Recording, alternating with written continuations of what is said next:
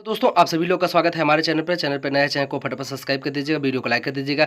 जैसे कि आप लोग जानते होंगे बिहार सीटेट 90 से कम जितने भी कैंडिडेट को बाहर किया जा रहा था उनका मामला सुबह हाई कोर्ट में चल रहा है। तो हाई कोर्ट में का मामला पटना हाई कोर्ट में आज जो है सीरियल नंबर 3 पर था। तो सीरियल नंबर 3 कोर्ट नंबर 18 पर यह मामला सुना जाना था। तो तकरीबन 1 घंटा से ज़्यादा इस पर बहस हुई। अगर आप देखेंगे तो दोपहर में 2 बजे तक लगभग यही मैटर चल रहा था, हालांकि बीच में लंच भी हुआ था।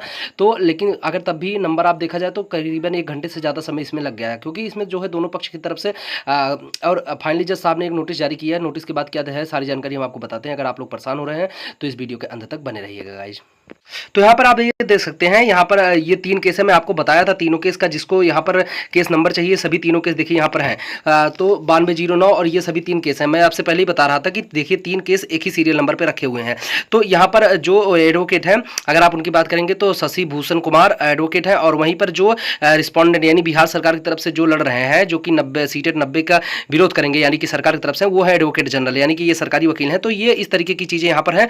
तो अगर आप देखेंगे तो कुछ इस तरीके का पैनल था। लेकिन यहाँ पर जो है फाइनली तकरीबन 1 घंटे के ज़्यादा समय लेने के बाद यहाँ पर जो डिसीजन निकला है कि मतलब ये नेक्स्ट डेट दी गई, यानी कि जो वकील थे उनके रिक्वेस्ट करने के बाद यहाँ पर नेक्स्ट डेट दी गई है। हालांकि अभी इसमें स्पष्ट नहीं हुआ है कि किस वकील के कहने पर, यानी कि एडवोकेट जनरल के कहने पर या फिर जो पेटेंटियर है इनके वकील के कहने पर, क्योंकि इसके बारे में हमारे पास जानकारी नहीं है। तो जो नोटिस है हम आपको वही बता रहे हैं कि नेक्स्ट डेट दी गई है, लेकिन ये नेक्स्ट डेट जज साहब ने नहीं दिया है। ये नेक्स्ट डेट जो है वो वकील के कहने पर मिली है, यानी कि जज साहब का इसमें कोई मतलब नहीं था। तो नॉर्मल सी बात है कि एडवोकेट ने अपना जो है पक्ष यहाँ पर मांगा है कि जो हमको समय चाहिए। तो नॉर्मल सी बात है। अब यहाँ पर देखने वाली बातें ये होंगी कि 30 तारीख को जो केस लिस्ट किया गया है, तो 30 तारीख को क्या ये फैसला आ सकता है उसके बारे में आपको बताते हैं। लेकिन देखिए सबसे पहले इस फैसले के बारे में बात करें तो हमने एक एडवोकेट जनरल से बात किया था, यानी सरकारी वकील थे, वो भी बात किया, पटना हाईकोर्ट में ही है, फिलहाल हम उनका नाम नहीं ले सकते। तो यहाँ पर उन्होंने एक तरफ भी बात की। देखिए इस मैटर पर दो चीजें फैक्टर हो सकती हैं। यदि अगर आपके नोटिफिकेशन के हिसाब से केवल जजमेंट अगर जज साहब ने दिया तो यहाँ पर सीटेट 90 से कम वाले पूरी तरीके से अवेलेबल हो जाएंगे। यदि आरक्षण का नियम का पालन कराएंगे, यानी कि यदि आरक्षण का नियम का पालन कराया जाएगा तो फिर वहां पर उनके लिए दिक्कत हो सकती है। लेकिन यहाँ पर मैं आपको बता दूं कि इतना देरी क्यों रहा है, क्योंकि इसमें जो है इतना ये छोटा मैटर नहीं है, क्योंकि इस जजमेंट को आने में समय लगेगा, ये 100% श्योर है। लेकिन अब ये 30 तारीख की जो डेट है इसमें भी हो सकता है, लेकिन ज्यादा समय नहीं लगेगा, क्योंकि अगर जज साहब इसमें इस मैटर पे पूरी तरीके से सीरियस है। वैसे तो हाई कोर्ट का ज्यादातर जो यहाँ पर कुछ लोग क्या कह रहे हैं कि हाई कोर्ट का ज्यादातर जो सरकार से पूछ कर कार्य किया जाता है, वैसे बात तो सही है, लेकिन इतना भी नहीं है। क्योंकि अगर आप देखेंगे यहाँ पर तो इसमें क्योंकि जो फैक्टर लगाएंगे अगर यहाँ, क्योंकि उनका जो जज साहब है, माननीय जज साहब, उनको भी ये पता है कि ये मामला सुप्रीम कोर्ट जाएगा। तो अगर यहाँ पर कुछ ऐसा डिसीजन देंगे जो पूरी तरीके से गलत होगा तो यहां पर वो सुप्रीम कोर्ट में फिर से डिफाइन किया जाएगा, तो दिक्कतें होंगी। इसलिए यहां पर ये चीज को बहुत अच्छी तरीके से सोचा। हालांकि यहां पर 100% श्योर है कि यहां पर एक बार सरकार से जरूर बातचीत की जाएगी, क्योंकि इस मैटर पर डिसीजन देना और उसके बाद उससे उन तमाम कैंडिडेट का भविष्य बदलने वाला है जो कि सिलेक्टेड हैं, यानी फिर या फिर जो कैंडिडेट टीआरई 3 से आने वाले हैं या फिर टीआरई 4 में आने वाले हैं। तो उन कैंडिडेट के लिए यहाँ पर दिक्कतें नहीं होंगी, क्योंकि कुछ कैंडिडेट ऐसे हैं कि जो सीटेट जैसे कि मान लीजिए उत्तर प्रदेश या फिर किसी अन्य राज्य से हैं, जो 82, 85, 86 नंबर पे सीटेट पा गए, क्योंकि उनको पता था कि जो है हमारा सीटेट इतने क्वालिफाइड, यानी ओबीसी कैंडिडेट की मैं बात कर रहा हूँ, तो वहां पर वे लोग क्यों मेहनत करेंगे। तो इस तरीके की दिक्कतें हुई थी उनके सामने। हालांकि अभी सीटेट बहुत लोगों ने क्वालिफाई कर भी लिया है आने वाली वैकेंसी के, लेकिन जो लोग सिलेक्टेड कैंडिडेट है वहां पर उनको पूरी तरीके से सेव कर दिया जाएगा। लेकिन अब ये मामला जो है क्या इस तरीके की बातें, जैसे कि अगर आप देखेंगे तो आज की डेट में जिस तरीके से बहस हुई है तकरीबन 1 से 1.5 घंटा, अगर इतना आसानी से चीज को रिजेक्ट करना होता है, यानी कि अगर आप देखेंगे तो डिस्पोज्ड करने का अगर जब मैटर आ जाता तो डिस्पोज्ड करने पर अगर चीजें साफ होती तो आज जैसा मान्य, अगर यहां पर कोई भी चीज नॉर्मल होता तो आज यहां पर डिस्पोज कर दिया जाता, यानी कि रद्द करने की बातें आज हो सकती थी। लेकिन यहां पर जज साहब अगर आप देखेंगे तो 30 अगस्त को भी यहां पर इसी तरीके से कुछ बहस किया गया था, और जो है इसके पहले भी जब मतलब परसों की डेट में भी कुछ इस तरीके की बातें हुई थी। तो मतलब यहां पर इस मैटर पर उनको अच्छी तरीके से पता है कि कुछ बच्चों के साथ गलत हो रहा है, क्योंकि अगर आप देखेंगे तो नोटिफिकेशन को तो साफ तौर पर मैं बता दूं कि जो एडवोकेट जनरल थे उन्होंने ये चीज बताई, यानी कि उन्होंने हमसे साफ साफ पर बताया कि देखिए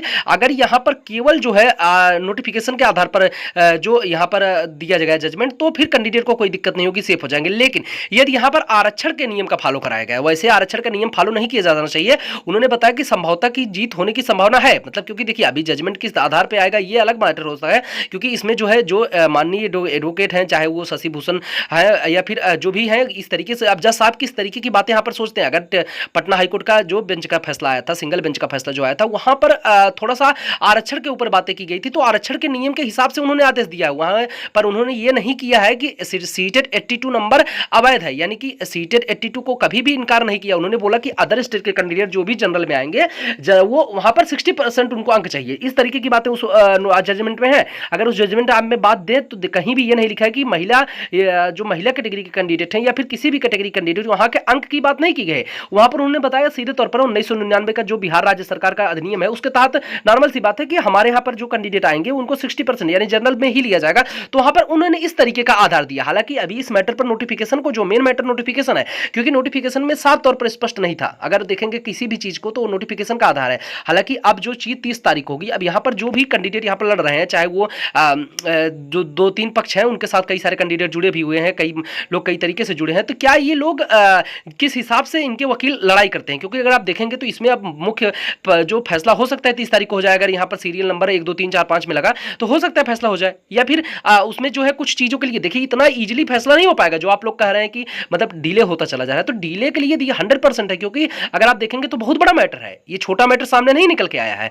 तो ये जो 30 तारीख की डेट आई, आप ये पूरी तरीके से देख सकें। यहाँ पर इतने लोग आज ये जैसे कि कुछ लोग कह रहे हैं कि यहाँ पर बहस ही नहीं हुई है, तो उनके पास ये आप देख सकते हैं इतने कैंडिडेट अपीयर थे आज की डेट में, मतलब इतने कैंडिडेट नहीं, यहाँ पर इतने वकील टोटल अपीयर थे, यानी कि तो यहाँ पर एडवोकेट जनरल, तीनों एडवोकेट जनरल यहाँ पर लगे हुए थे। और यहाँ पर जस्ट जो पेटेंटियर यानी कि जिन्होंने केस किया उनकी तरफ से भी वकील थे। तो यहाँ पर आज 100% अच्छी तरीके से बहस चली है। नेक्स्ट डेट भी दी गई है अगर तो वैसे आप लोग जो देख रहे हैं कि 2-3 घंटे लगातार लगा हुआ था, तो वैसे शुरू केस इसी से हुआ था, लेकिन तकरीबन 55 से 40 से 45 मिनट तक आसपास इससे बहस हुई थी। हालांकि उसके बाद जो है सर्वर भी अपडेट नहीं होता है, क्योंकि जल्दी जब केस नहीं लगाए जाते दूसरे तो उसी पे पड़ा रहता है। इसकी वजह से आप लोगों को 2-3 घंटे दिख रहा होगा, तो वो 2-3 घंटे नहीं था।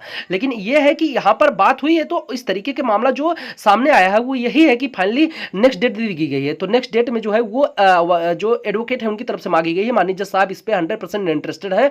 अब इस मैटर पर वो खुद बात करेंगे, मतलब कि देखिए वैसे तो बिना पढ़े या फिर कुछ चीजें, अगर यहां पर आज वो ऑर्डर भी देते तो फिर भी जजमेंट 2-4 दिन बाद ही देते, क्योंकि वो जजमेंट किस तरीके का लिखना है, क्या लिखना है, वो आने वाले समय में ही पता चलेगा। ठीक है, तो लेकिन जैसे 30 तारीख को अगर मान लीजिए कि यहां पर डिस्पोज हो जाता है केस, तो क्या जजमेंट आएगा इसके बारे में भी वो फिर समय लेंगे। तो वो उनको एक पार्टिकुलर टाइम चाहिए इस चीज को सोचने के लिए, क्योंकि अभी अगर वो देखेंगे तो एक बार हमें लग रहा है कि यहाँ पर कोई भी जजमेंट आने से पहले 100% है कि सरकार से इसके बारे में परामर्श ली जाती है कि क्या इस तरीके की बातें, क्योंकि यहाँ पर लोक सेवा आयोग, जो बिहार राज्य लोक सेवा आयोग यानी बीपीएससी है, वो साफ तौर पर कह रहा है कि मैं कैंडिडेट को लेने के लिए तैयार हूं।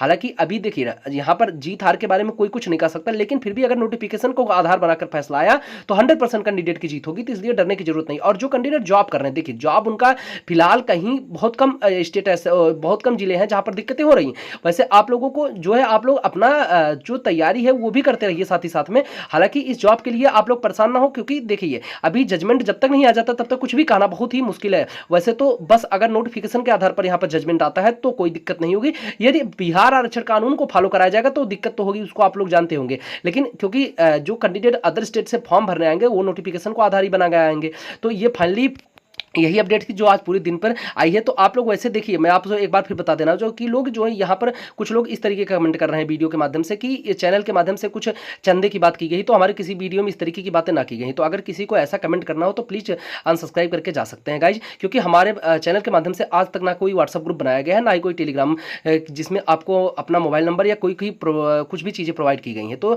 इसलिए फालतू की बातों पर कम विश्वास रखिएगा। और जो यूट्यूब पर विभिन्न प्रकार की वीडियो आ जा रही हैं उस पर भी आप लोग ज़्यादा विश्वास मत, क्योंकि केस आप लोग के सामने है, आप लोग भी पटना हाईकोर्ट के डिस्प्ले बोर्ड देखते रहते हैं, तो वो सभी चीजों पर परेशान होने की जरूरत नहीं है। 30 तारीख को हो सकता है डिसीजन आ जाए, नहीं आएगा तो कुछ चीजें स्पष्ट हो जाएंगी, क्योंकि जज साहब इस मैटर पे इंटरेस्टेड है गाइस। तो फटाफट चैनल को सब्सक्राइब कर दीजिएगा, वीडियो को लाइक कर दीजिएगा। Thank you.